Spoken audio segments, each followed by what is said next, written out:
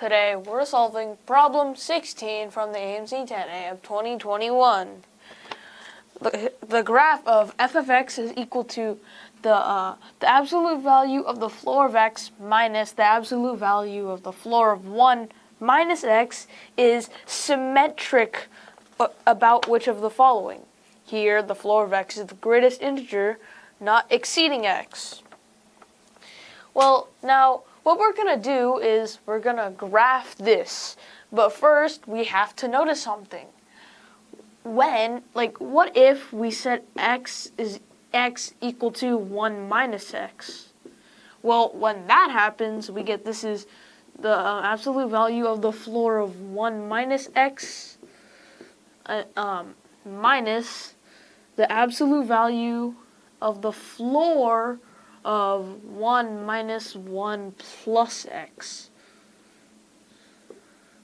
Well, we can just simplify this because the ones cancel out. This is just the absolute value of the floor of x.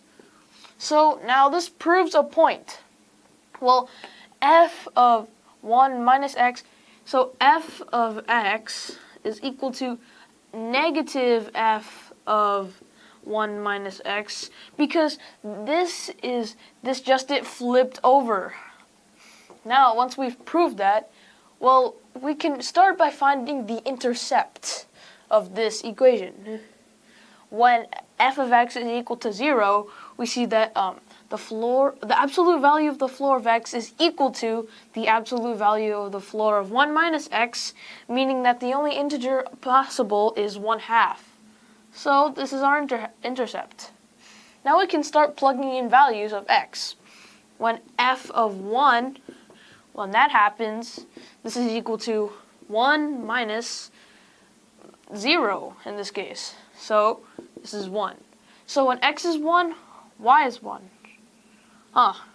Well, when x is 2, this equals 2 minus, well, should be negative 1, but there's an absolute value makes it positive. This is 2 minus 1 or equal to 1. Strange. Let's do that for one more value. F of 3, when x equals 3. This is going to be 3 minus 2, or 1. Well, when you keep on substituting in values of x for this equation, and let's just say in the positive square, they're always going to end up as 1.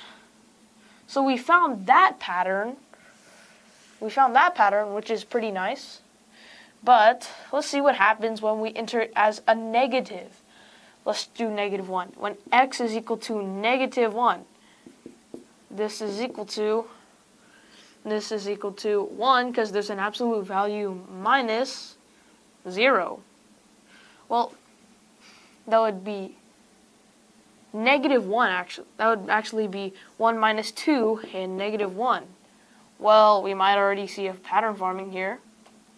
When f of negative 2, this is equal to 2 minus 3, negative 1. So we see here that it's the same pattern. Any negative values of x is always going to get you a negative 1. So when we actually graph this, we get the graph. It's going to look something like this, roughly. Now, it asks, what is this graph symmetric to?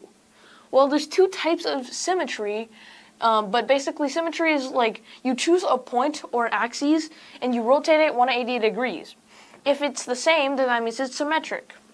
Well, we see here that this point is actually symmetric, and this point is 1/2, 0. So the answer is it is symmetric to 1/2, 0. That's the point it's symmetric to.